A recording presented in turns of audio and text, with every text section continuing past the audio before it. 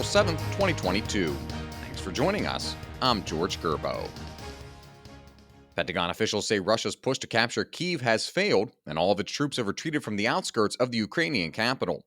Ben Wolfgang reports U.S. defense officials said Russian forces completed their withdrawal from Kyiv and Chernihiv, effectively ending the effort to overthrow the Ukrainian government.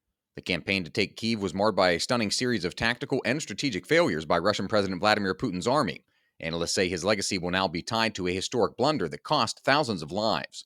Russian officials have spun their retreat as a redeployment of troops to eastern and southern Ukraine. Pentagon officials say some of the retreating Russians have crossed back into their own territory, while others have returned to neighboring Belarus. The world has looked on in awe as Ukraine's military, including its air force, continues to pose a formidable threat to Russia as the conflict drags on.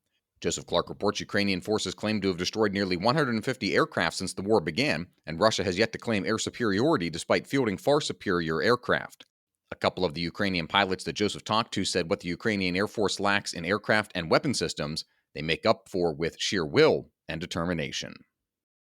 Economists say the Federal Reserve's efforts to lower soaring inflation by raising interest rates are likely to trigger a recession in the coming months.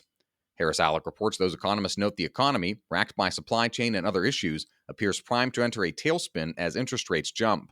Some of the world's leading financial institutions are issuing a similar warning. Deutsche Bank issued a report this week forecasting a recession starting next year and projecting an unemployment spike to at least 5%. A reminder that you can find all these stories at WashingtonTimes.com/front page. Also, a reminder that you can find our entire roster of podcasts at WashingtonTimes.com/podcasts. Democrats on Capitol Hill ripped into executives from major oil companies during a House Energy and Commerce Subcommittee hearing, accusing them of price gouging and pressuring them to lower gasoline prices by sacrificing returns and ramping up production.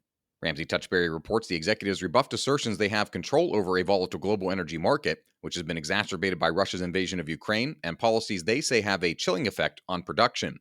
Chevron CEO Mike Wirth reiterated that oil companies don't control the market price of crude oil or refined products like gasoline, and noted the irony that he was asked to reduce production by the Biden administration within the last year, a request that his company resisted. The national average for a gallon of unleaded 87 was $4.16 as of Wednesday, down just 17 cents from its record high of $4.33 last month, according to AAA. Gas has risen an average of $1.29 per gallon from 1 year ago. And finally, it's opening day for the Washington Nationals and all of Major League Baseball, and though many of the day's sights and sounds will prove familiar to casual fans, baseball purists may find themselves in a whole new ballpark. Matt Paris and Jacob Meyer report for a sport often criticized for its reluctance to change. The adoption of a designated hitter across all of baseball after this winter's lockout signals an embrace to tinker with the game. To even get to opening day, owners and players engaged in a heated 99-day lockout that almost led to the cancellation of games.